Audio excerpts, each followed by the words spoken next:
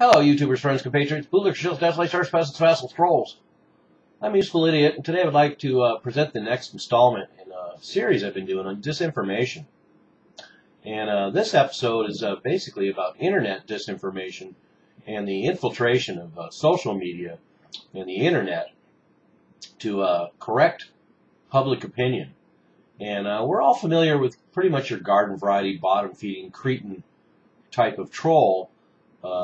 And they're pretty easy to spot because they're just like us. In fact, they're just like me. And but I'm talking about this more insidious type of troll that has more of an agenda, and this is getting more and more common, where we have government representatives who are infiltrating social networks and interacting with people. And a lot of these companies and governments have software now where they can duplicate dozens, if not hundreds, if not thousands of different personalities online in order to combat what they consider erroneous public opinion. And corporations have this software and these sort of network fighting tools now. The government has them. The Federal Reserve has their own. The Obama administration has their own. So all these different corporate entities and organizations, including foreign governments like Israel, have people out there interacting in the internet, and particularly in the blogosphere and on YouTube.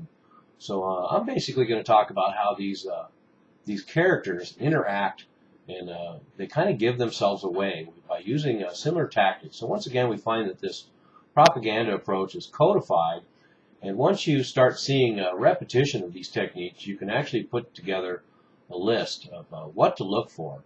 And I have a list here that have 7 points that will help you spot these agent provocateurs. And it's probably not in your best interest to engage these people, because the whole point is to engage you and continue a dialogue and hopefully mold, if not your opinion, at least other people around you who are reading those comments as well. And that's one of the big clues for me, is these people who just insist on engaging you regardless of how much you might shut them down. So let's get to the list. So we have a list of 7. Number 1, easiest one to spot. They make completely outrageous comments, and of course that spurs all sorts of people to engage with these trolls, because the more outrageous the comment, the more it's hard not to resist trying to go in there and correct them, or at least pump them. So that's a great technique for spreading disinformation and engaging people. Number 2, pose as a supporter and then discredit.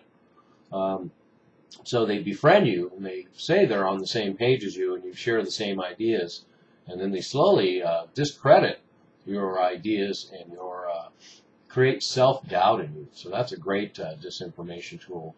Number 3, dominate the discussion. And of course we see this all the time, where the comments are literally up to the word limit every time, and are full of all sorts of different tangents and associations. So it tends to dominate the discussion and also make their comments stand out more should someone else come across these comment sections. So another great way to disseminate disinformation. Number 4, pre-written response. I've seen this before. It's not always easy to tell when you read the comment itself, but if you go back to the channel, often I found that somebody's cut and paste the very same comment, and they just go through a blanket coverage of any videos covering a topic that they find offensive or that is a target, and they will cut and paste that same phrase over and over again in as many videos as they can. So once again, another great disinformation tool. Number 5, false association.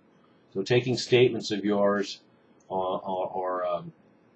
and falsifying what that means about your views, your ideologies, and who you associate with, by associating you with known hate groups or fringe groups, or painting you as a nut through false associations. Number 6, false moderation. That's a good one too, where they come in and pretend you're having a discussion, debate, and or confrontation with another commentator, and they come along and they try to mediate between the two, and that way they can kill 2 birds with 1 stone, and hopefully convince 2 people to adopt the ideology that they are after. And then last but not least, everyone's favorite, number 7, the straw man argument. And who is not confronting these people who continue to pressure you to engage by putting words in your mouth and making accusations about what you were implying when you said something. And so anyway, there's 7 kind of rough guidelines about what to look for in internet trolls and people who are trying to not really engage in debate so much as to mold public opinion and infiltrate the social network. And there's other ways to tell as well too. You go to a channel where there really isn't anything else on there, or the only thing on there is the videos on the topic that is their target. Another way to tell is a username that is so obviously conspiracy oriented that it's the only person that would find it credible is somebody who works for the government or a corporation. And most of all, you can tell by what their agenda is and the fact that they want to continue to engage you and push this idea or this agenda.